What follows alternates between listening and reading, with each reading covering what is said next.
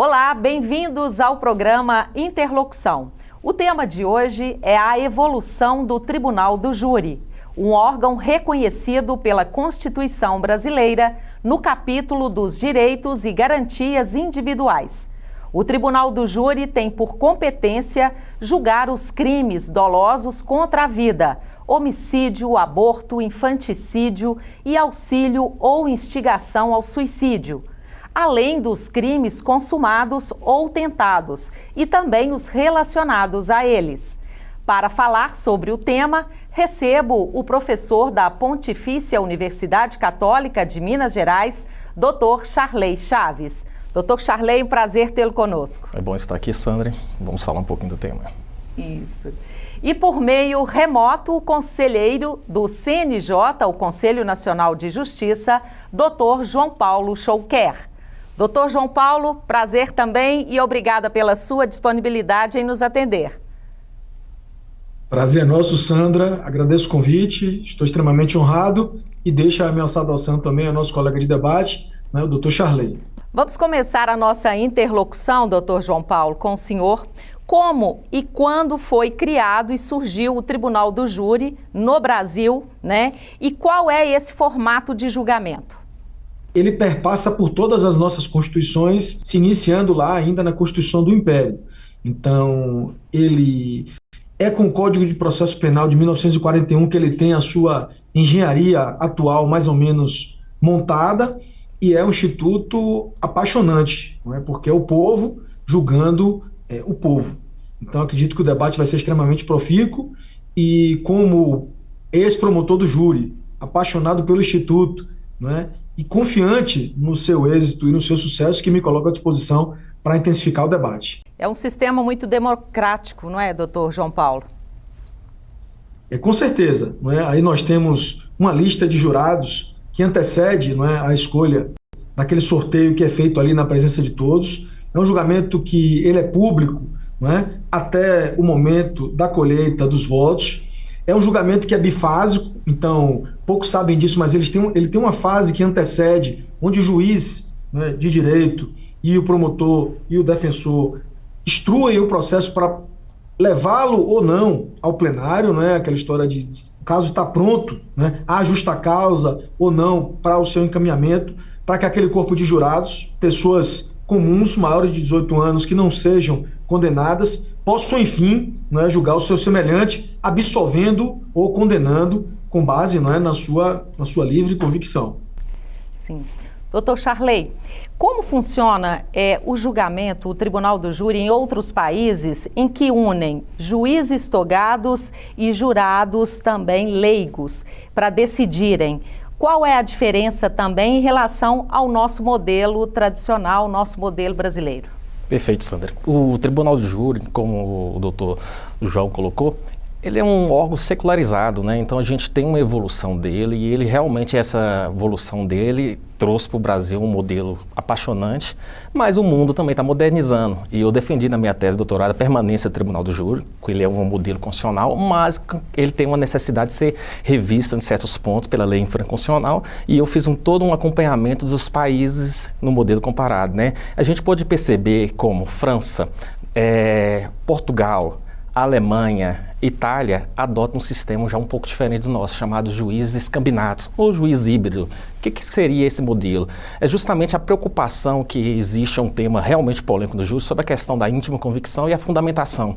No modelo combinado, no modelo híbrido, teve a ideia de colocar juízes junto com julgadores do povo, que é semelhante ao nosso, é uma mistura híbrida, né? Sim. Mas justamente para intensificar a ideia da fundamentação, que ele não existe na nossa estrutura de forma bem clara, né? Então, o mecanismo do juiz híbrido junto com o juiz do cidadão é justamente para proporcionar uma fundamentação e uma discursividade, buscando um julgamento mais aperfeiçoado. Então, nós temos França, nós temos Alemanha, nós temos Portugal e nós temos também Itália. E essa diferença com o nosso sistema é só a participação dos juízes togados?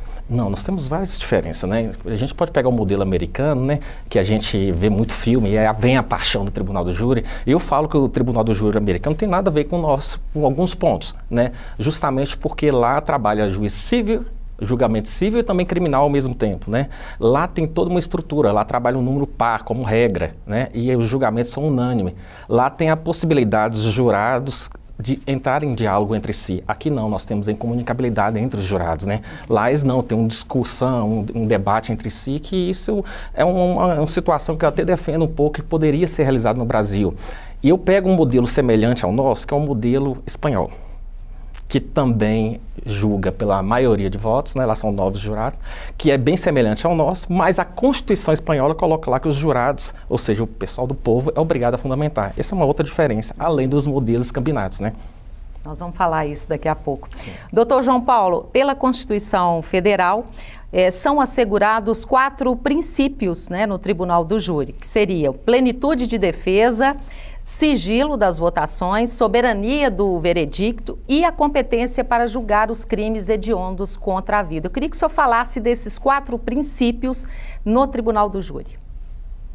Então, Sandra, acredito que, como você falou, como você listou, né, a Constituição, ao elevar o júri, não é, ao paradigma constitucional, ela garante, né, a sua sobrevida, como o professor Charley falou, né, são inúmeras as críticas que o Instituto sofre, mas ele tem aí o abrigo constitucional, né, e a sua proteção. A plenitude da defesa, de todos, é o mais caro, né, já que a defesa deve ser ampla, técnica e pessoal também. Né, o primeiro contato dos jurados com o acusado no interrogatório não deixa de ser um momento de defesa também, mas é pela defesa técnica, que, como a gente no Ministério Público costuma dizer, o réu ele pode quase tudo. Né? Então, ele pode, né, aí variar a escolha probatória, como também silenciar, né, ou, né, contar a versão que lhe seja mais conveniente, já que em alguns países, né, ele não pode mentir, o que aqui é garantido também nessa máxima da plenitude da defesa. Outro princípio importante, em especial no momento que a gente vive no Brasil, de julgamento de faccionados, é o sigilo das votações. Né? Então, aquilo que está sendo decidido ali, o acusado não saberá quem votou ou a favor ou contra, né, a sua absolvição. E aqui o senhor pergunta, mas como se são 7 os votos são abertos? Os votos só são abertos até o atingimento da maioria. Então, abrir 4 votos, né, todos pela condenação ou pela absolvição, os outros 3 votos restantes não serão abertos. A soberania dos vereditos é o que dá o maior charme, né, ao julgamento aquele julgamento que é feito, não é, pelo povo, já que essa decisão ela é quase que imutável. Né? Por que ela é quase que imutável? Porque ela pode ser revista pelo tribunal no reconhecimento de uma nulidade, ou se a decisão for manifestamente contrária à prova dos autos. E, por fim, não é, o nosso legislador escolheu aquele bem, né, mais caro, que é a vida. Né? Então, ao Tribunal do Júri são levados para julgamento os crimes dolosos aí contra a vida, e veja que não é só o homicídio, né? Nós temos também o induzimento ao suicídio, né? Temos o aborto e temos também o infanticídio. Então, é esse quarteto fantástico de princípios constitucionais que dá aí, né, o charme e a guarida ao nosso Tribunal Popular. Doutor Charley, no Brasil o senhor falou também sobre esse princípio da íntima convicção, né? No caso, o jurado ele não precisa fundamentar o seu voto e nem justificar a sua decisão. Como o senhor vê essa questão? Sandra, veja bem, a íntima convicção ela vem justamente de um instituto secularizado. Muitos vão contar que o júri surgiu lá em João Sem Terra, né, e que tinham 12 jurados, dão uma ideia dos 12 apóstolos, né, que são da divindade, onde que não precisava revelar a origem dos seus votos, já que era claro e evidente os votos. E isso foi passando. Na América do Sul nós temos a Argentina, que ainda tem um sistema de júri, quase outros países não têm um tribunal de júri, nós estamos vendo que o tribunal de júri está sendo alterado em diversos países, e aí nós chegamos ao ponto primordial. Jurados têm condições de fundamentar ou não? E esse é um ponto. Nós temos uns quesitos, né? Os juízes elaboram os quesitos conforme os debates do promotor, conforme os debates do advogado, e ele trabalha o sim ou não. E isso se discute muito, e eu discuto isso porque a democracia faz parte também a questão do diálogo e também da fundamentação. Não existe democracia sem fundamentação, e eu acho que é possível, isso dentro de uma tese, de que os jurados poderiam fundamentar. Eu falo que quando a gente vê um filme, a gente consegue pelo menos falar o que você gostou ou não. Uhum. E eu pegando um modelo bem próximo ao nosso, que é espanhol, lá na Espanha são 9 jurados, adotam a mesma estrutura nossa, porém a Constituição da Espanha fala que os jurados têm que fundamentar. E essa fundamentação não é uma fundamentação jurídica, é uma fundamentação dentro da base, tem os quesitos, tem as regras e tudo, isso ajuda a entender com a base do julgamento. Por isso que surgiu o modelo escambinato. Você vê que nós tínhamos origem na Itália, Itália também é escambinato. Portugal é um júri facultativo, mas escambinato, justamente para misturar essa ideia de fundamentação. Há uma preocupação enorme. E se a gente for no modelo dos Estados Unidos, se pergunta, lá não tem fundamentação, mas lá é tido fundamentação no modelo da common law no sentido de quando os jurados se reúnem e tem um diálogo, e lá trabalha a ideia de crise de representatividade, um ponto onde que tem que ter representatividade o júri de vários segmentos, pelo dissenso para alcançar um consenso. Então, isso é uma espécie de fundamentação interna, apesar de ser sigilosa os votos. Eles chegam a uma conclusão, normalmente lá trabalha-se unanimidade, alguns lugares, alguns estados têm autonomia de trabalhar votos qualificados, então é uma forma de fundamentação. Então, há condições de a gente evoluir o Brasil para os jurados também ter condições. Essa ideia de que o jurado ele poderia ser influenciado num debate conjunto, ou seja, de eles se discutirem, seria algo que poderia ser modernizado a esse ponto. É uma forma também de preservar o jurado, o fato dele não se justificar?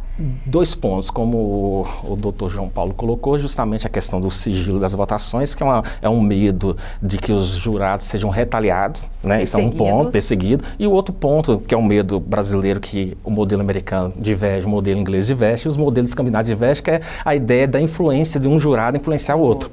Aí, tanto é que na Argentina ela conseguiu colocar a ideia de jurados diferentes, com cargas de gêneros diferentes, coisa que o Brasil não tem. Lá é inédito. Então, a ideia de representatividade. Existe projeto no Brasil para crimes de feminicídio de incluir jurados pelo menos 1/4 ou pelo menos 40% de mulheres. Então, há sim uma modernização. O Tribunal do Júri ele tem condições de ser constitucionalizada, a ideia de fundamentar como aconteceu na Espanha, já que nossa Constituição, eu tenho como harmonizar isso pela Constituição, mudando assim o Código de Processo Penal nesse sentido. Sim. Doutor João Paulo, como é escolhido esse jurado, né? Quais as restrições para ser jurado e como que é feita há uma diversidade nesses jurados escolhidos? Então, Sandra, é uma lista, não é? É uma escolha prévia, não é? No ano anterior ao decorrer da sessão, o juiz seleciona de diversas entidades, não é? Geralmente dos bancos de dados que ele tem acesso. Aí nós temos uma restrição de 18 anos, saber ler e escrever, não ser condenado por crime, né, intencional, naquela máxima de que né, o momento, né, mais nobre da democracia, né, porque naquele momento ali você decide, né, o futuro da sua sociedade também como daquele, né, seu semelhante.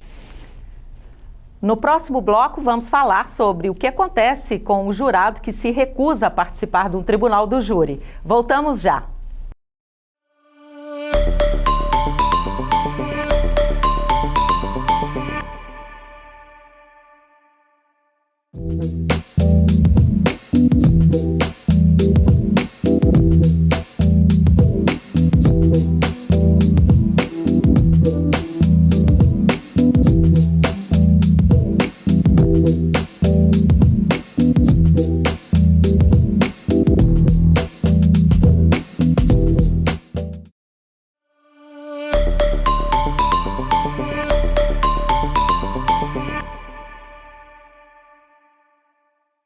Estamos de volta com o programa Interlocução. Hoje o nosso tema é a evolução do Tribunal do Júri. Doutor Charley, fala pra gente o que acontece com o jurado que se recusa a participar no Tribunal do Júri e quais os benefícios que tem o jurado. Pois bem, Sandra, a ideia do júri, quando ele é constituído pela Constituição com cláusula pétrea, ele gera uma obrigatoriedade da participação dos jurados.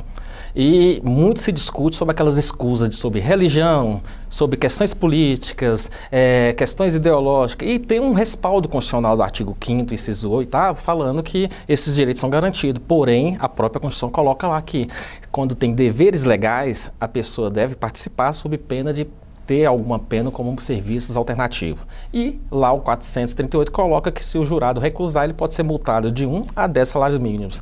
Caso o jurado tenha alguma convicção religiosa, alguma questão, ele tem que fazer um pedido antes do julgamento para o juiz vai ter que analisar e há a possibilidade de ele receber uma penalização, uma medida alternativa, como prestação de serviço à comunidade, já que a própria Constituição coloca nesse sentido. benefício de ser jurado, né? É um slogan muito forte, né? Porque o jurado, a partir dos 18 anos, já pode julgar uma pessoa, né? Se a pessoa vai estar em liberdade ou não. Então, os benefícios são, primeiro, idoneidade, né? Ele é considerado juiz de fato e de direito, então é um servidor público no momento. Em questões de concurso, ele vai ter preferência, né, na questão de desempate. Não poderá ser descontado salários do vencimento, caso ele tenha emprego na iniciativa privada ou um concurso. Então, basicamente, esses são os benefícios de ser jurado. Além de prestar um favor para a sociedade nos julgamentos dos crimes mais complicados que nós temos, que é os crimes dolosos contra a vida, né? Sim. Doutor João Paulo, um tribunal leigo, ele funciona como garantia dos direitos do cidadão ao ser julgado pelos seus pares, pelos seus semelhantes? Então, Sandra, como falou aí o nosso professor Charley, né, nesse percorrer do curso histórico, né, se diz que em determinados momentos, né, os imperadores e os reis escolhiam, né, aqueles seus protegidos para julgar seus desafetos, né? Então, eis que surge o júri para justamente dar essa garantia de que pessoas comuns, sorteadas entre o povo, pudessem, assim, né, julgar de forma justa, sem, né, segundo essa concepção, sofrer aí as interferências daquele que no momento estivesse, né, dominando o poder. Aqui, fazendo, né, esse sobrevoo, retornando para a modernidade, né, vem aquela dúvida, né? Se o cara não estudou direito, né, como é que ele vai julgar, né, questões jurídicas que serão submetidas ali em 3, 4, 5 horas, em um dia, né, a vida, decidindo, né, 2 vidas, uma que se foi, né, e aquela outra, né, que tem aí pelo transcorrer. O que eu sempre, né, levo nos julgamentos que eu participo, né, que aquele é o momento máximo, que a pessoa julgue de acordo com a sua convicção e de acordo com as provas que lhes forem apresentadas, trazendo justiça e o que é principal, né? Retornando para casa, colocando a sua cabeça no travesseiro, dormindo o sono dos justos, porque julgou, né, de acordo com a prova dos autos. Então, tenho absoluta certeza de que ninguém se deixa influenciar. Os erros acontecem, para isso que nós temos aí as cortes superiores e os tribunais, para reparar se assim for o caso, tendo aqui, né, a máxima certeza de que se faz justiça, a efetiva justiça do cidadão comum, de bem, julgando o seu semelhante, um conflito de interesse dos 2 bens mais valiosos, que são a vida de um lado e a liberdade do outro. Doutor Charley, qual é a abrangência do Tribunal do Júri, tanto na esfera estadual e federal? Quais são os crimes? Veja bem, o Tribunal do Júri ele está dentro das cláusulas pétreas, né, dos direitos fundamentais. E ele, como o nosso professor colocou aqui, né, João Paulo, os crimes dolosos contra a vida, né? E todos os crimes dolosos, infanticídio, homicídio, instigação ao suicídio, aborto, então são esses crimes. Porém, há uma discussão, tudo vai para o Tribunal do Júri? A regra sim, porém a própria Constituição, como está dentro da Constituição, ela estabelece algumas exceções, né, sobre a questão de competência, né. Então há situações onde tenha crime de homicídio, determinadas pessoas em determinadas funções não será julgado no Tribunal do Júri. Por exemplo, se um juiz praticar um crime, ele vai ser julgado num Tribunal de Justiça e assim por diante. Mas essa previsão é dentro da Constituição, ou seja, não é permitido uma Constituição estadual criar uma exceção.